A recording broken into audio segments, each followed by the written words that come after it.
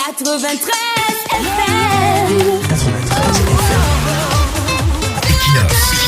Radio. Bonjour, l'eau c'est la vie, proclame toujours le slogan usé des gens de 82. Mais dans nos villes comme dans l'arrière-pays, l'eau demeure un luxe inaccessible, une promesse électorale qui s'évapore sitôt formulée. Entre les annonces de projets chiffrés en centaines de milliards de francs CFA et la réalité quotidienne des populations qui meurent littéralement de soif, voilà le grand contraste camerounais. Au Cameroun, la gestion des ressources hydriques semble s'être transformée en une vaste entreprise de communication politique où l'on inaugure des intentions plutôt que des infrastructures fonctionnelles. Pendant que les paraphes s'accumulent sur les conventions de financement, les robinets, eux, gardent un silence de mort, laissant place à une précarité sanitaire qui rappelle des époques que l'on croyait révolues. Le calvaire des quartiers Dakar, Brazzaville, Tergal ou CCC à Douala illustre parfaitement cette faillite systémique. Dans ces secteurs de la capitale économique, l'eau de la Camwater est devenue un souvenir lointain, une relique du passé. Pour certains foyers, la coupure dure depuis 16 ans. Un bref retour du précieux liquide en 2023 après des travaux de voirie, la rue des Pavés n'aura été qu'un mirage de moins d'un an avant que la sécheresse artificielle ne s'installe de nouveau. Cette absence de service public a laissé le champ libre à un système d'approvisionnement rudimentaire.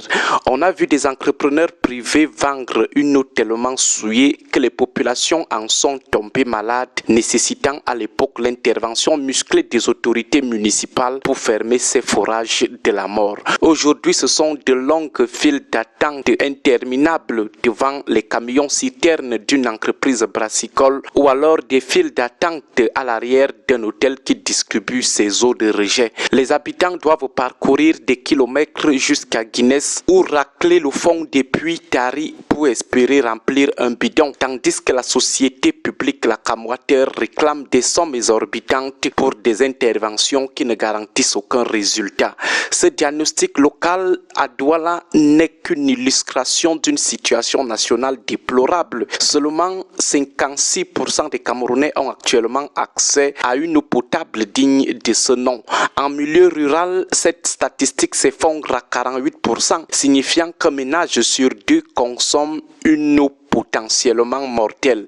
Pour masquer ce bilan, le gouvernement multiplie les effets d'annonce. En mars 2025, on promettait encore 300 mini-réseaux d'adduction en milieu rural pour un coût de 276 milliards de francs CFA. On se souvient aussi qu'en 2023, un projet de 115 milliards avec des partenaires européens devait injecter 400 000 mètres cubes supplémentaires par jour dans le réseau de Douala, le méga projet. Mais comme toujours, la machine bureaucratique s'enraye. Les promesses du Premier ministre Joseph Dion Ngouti en novembre 2023 annonçant le démarrage du méga projet à partir du fleuve Vouri pour 2024 ont déjà été renvoyées à 2026. Ce glissement de calendrier de 2 ans justifié par des tergiversations sur le financement ou des conflits d'intérêts est devenu la norme d'une gouvernance qui navigue à vue.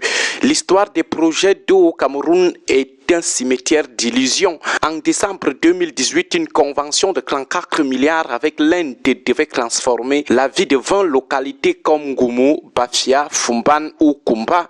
7 ans plus tard, le constat sur le terrain reste désolant dans la plupart de ces centres semi-urbains. Le cas de Yaoundé est encore plus emblématique avec le PAEPIS. Ce projet titanesque de 399 milliards financé par Exim Bank China. Lancé en 2016 pour être livré en 2019, il devait mettre fin au calvaire des habitants de la capitale et de ses environs grâce aux eaux du fleuve Sanaga. Pourtant, malgré les annonces de quasi-achèvement et les rallonges budgétaires, les coupures prolongées d'eau persistent à Yaoundé et la reconfiguration du système de distribution semble être un chantier sans fin. On empile les phases et les projets de la réhabilitation de 13 centres secondaires au lancement en fanfare de la phase phase 2 pour Garoua, Maroua ou Tchang, sans que jamais l'impact ne se lise sur la facture sociale quotidienne. Seulement des milliards de dettes, mais pas de gouttes d'eau dans les robinets, ou alors même pas de robinet. Au Cameroun, dans les deux capitales du pays, les gens partent encore se laver dans les rivières, on part encore puiser de l'eau dans des sources non potables, on part encore faire la vaisselle et la lessive dans les rivières en pleine capitale. Chaque report de projet, chaque détournement de priorité et chaque conflit d'intérêts entre décideurs continue de se payer malheureusement en vies humaines et en épidémie de choléra. Le Camerounais ne demande pourtant pas la lune, il demande simplement que l'eau coule là où on lui a promis qu'elle coulerait après avoir englouti des fortunes publiques, des milliards.